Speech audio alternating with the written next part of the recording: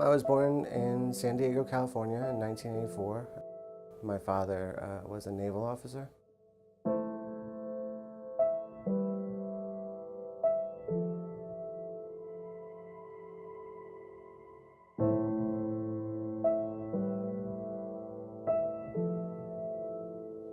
My mom really struggled with her mental health and alcohol specifically, but it was really tough on Nick and I, my little brother.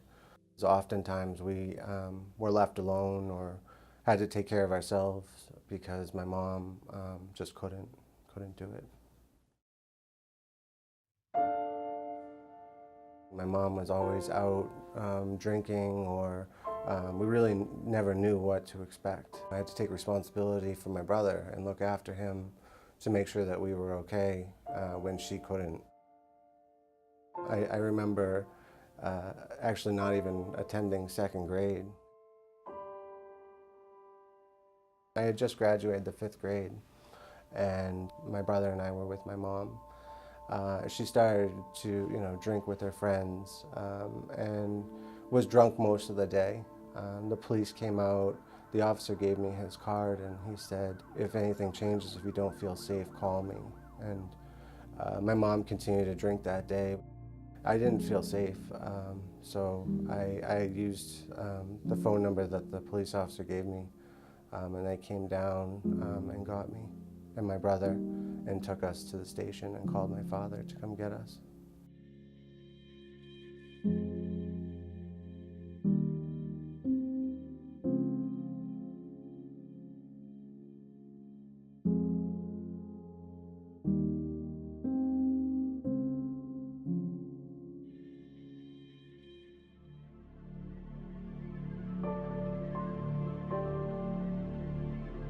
His mother's death, I mean, was a huge thing, and I mean, affected us all.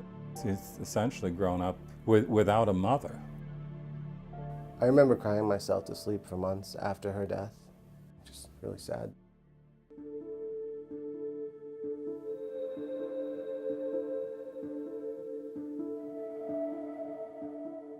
There was just a lot of peer pressure at the time to experiment with pills and other drugs, and it really affected my grades and my performance in school.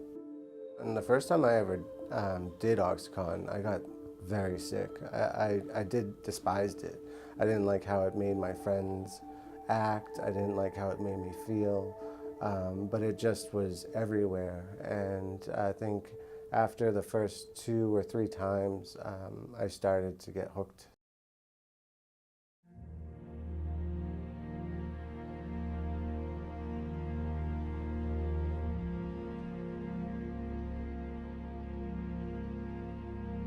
I would wake up feeling hot and cold sweats, aches and pains, and I knew that I had to get more of the Oxycontin to feel better. It really took over my life. Family really didn't matter anymore.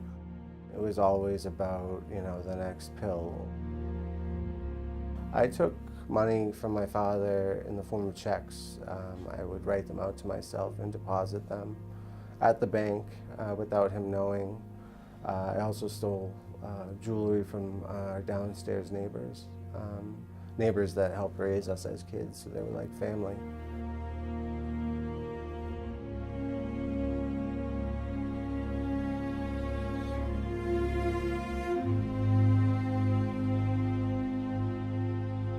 I couldn't have him come home. I just couldn't have him here. I mean, as a parent, I think it's probably the worst. It's probably the worst decision that you have to make.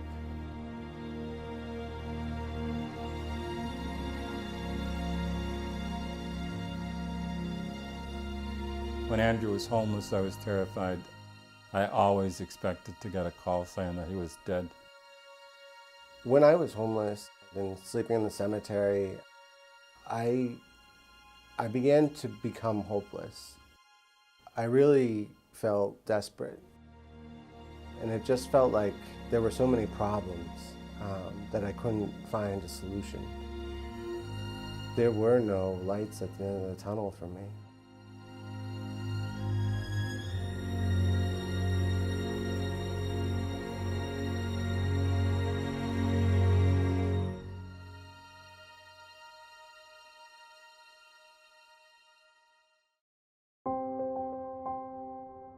I first heard about St. Francis when I was completing an outpatient program, and eventually I was called in for an interview, and the next day I was told that I was accepted to a class, and I was so relieved.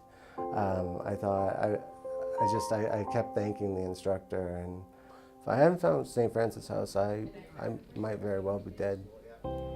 While Andrew was here in the Moving Ahead program, he was able to get more confidence in himself.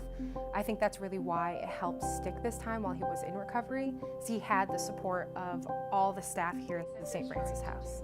I think what makes the Moving Ahead program unique is it doesn't end at graduation. Their whole alumni center is always there for you. There's all these resources that are still available, and I think that that's what made the difference.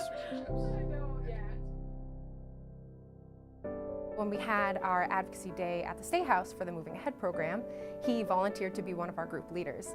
So I was really impressed just by his leadership style, how excited he was just to be a help here in the Moving Ahead program, and his support of us. He has taken all of the terrible things that have happened in his life, all of the experiences that he's been through, turned that around with the help of St. Francis House, and been able to use that to change other people's lives. So it's not just about moving himself forward, he's really been helping other people move ahead as well.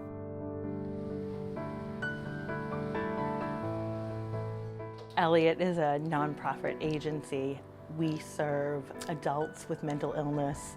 Andrew is our vocational specialist, so his job is to assist clients in kind of exploring what they want to do as far as work or education. But then when it gets too complicated. Andrew has empathy and compassion, and I think that his experience at St. Francis House, I think, really kind of drove those qualities, and he's here now and just doing such an amazing job because of it. It's awesome to be able to give back. To look back at how when I was struggling and now being able to help someone find a job or help someone craft a resume, it's just a great feeling.